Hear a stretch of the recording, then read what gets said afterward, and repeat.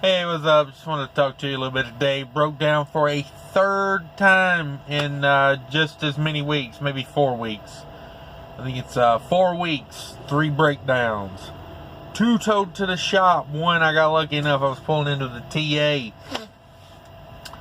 But yeah, so I had another heater hose blow out. I had a radiator hose blow out, a connector hose. And then I had a fitting that takes the hose into the side of the block from the compressor. And then I had the upper heater hose blow out. Obviously, I've got too much pressure in that coolant system, At first, I thought, okay, I had a bad hose, whatever. It was a little connector hose that connects the... kind of like from the EGR back around the engine on the driver's side.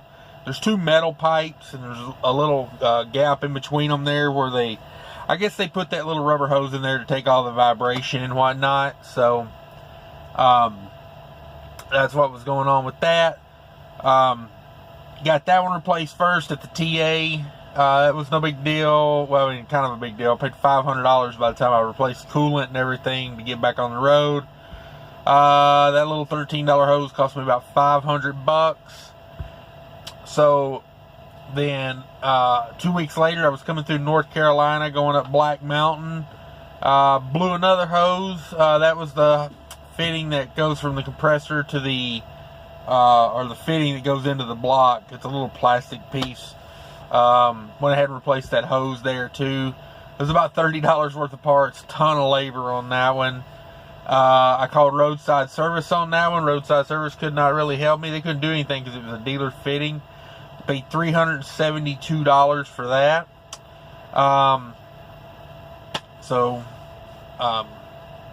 Yeah. Couldn't do anything. Still had to pay $772 to get towed into the shop. On that one. $600 repair bill on that one. Then we went, got that going again, went back to Minnesota, came back down, started up into West Virginia. The load only weighed 10,000 pounds that I had on. Coming back down, and then, blew the heater hose out. It was a hard plastic hose. 2 of these issues have been, sorry, I had to adjust my camera a little bit there. 2 of these have been the hard plastic hoses. And one of them was, just a regular 2.5 inch, I think it was 2.5 inch radiator hose there. And so I was thinking maybe, the truck is a 2013. Technically it was built in 2012, but it's a 2013. So, I mean, it is 6 years old. Yeah, fixing to be 7 years old. Sorry, I had to do some math. I'm not as good at math as I used to be, apparently. So I was thinking maybe some of those plastic hoses, those hard plastic hoses, they're just getting to the end of their life. But I don't know. I had this truck had a head put on it back in the summer, about 6 months ago. And it really didn't get drove a lot after that. They put the head on it. Really, well, no, I guess it's not been 6 months ago. It's been about 4 months ago. And it really didn't get drove for like a month or 2 afterwards, and then I started in on it.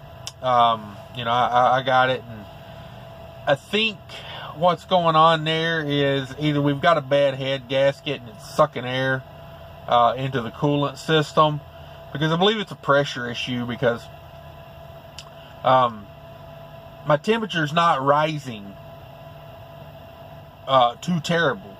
Like going up a mountain, it'll get up to like 200, 210, and then the hose blows out, and then the temperature starts to rise. It's not the temperature's going up, and I'm overheating. It's, obviously once you blow a hose and you lose 5 gallons of antifreeze in, a matter of seconds, it's going to get real hot. But I've been pulling it over, as soon as the yellow light comes on, it shut down one time on me. That's the Black Mountain one. But I was already on the shoulder getting ready to shut it off anyway when it shut down. Just trying to find a spot to pull it over. Honestly, it wasn't like I was trying to ride it up the hill with a blown radiator hose. sometimes on those mountain passes, you know, when it's 3 lanes wide, you don't get a lot of shoulder. But yeah, so I think that maybe what's going on there. May have a bad EGR cooler gasket as well. That either one of those gaskets can suck air into the coolant system from there. I'm not getting any kind of contamination to the oil. I'm just getting overpressured. So just to get it back to Minneapolis, you know, we're going to get it broke down and get into we're going to figure it out, because I'm $4,500 in right now on it. So I'm definitely tired of paying tow bills. I've got about almost $1,600 in tow bills in the last month. You know, I'm replacing small parts, like I maybe have $100 in parts, but I got $4,500 in service, towing, labor, you know, those type of things is really adding up quick. You know, I'm up to like $4,500, like I said, in the last month. And it really takes a sting out of what otherwise has been a good money month.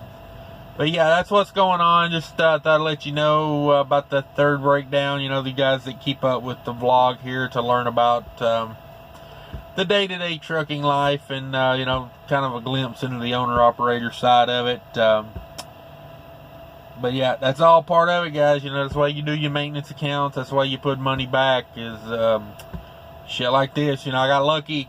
I haven't had to get hotels or anything while I've been broke down. I've kind of, you know, I got by without it so far.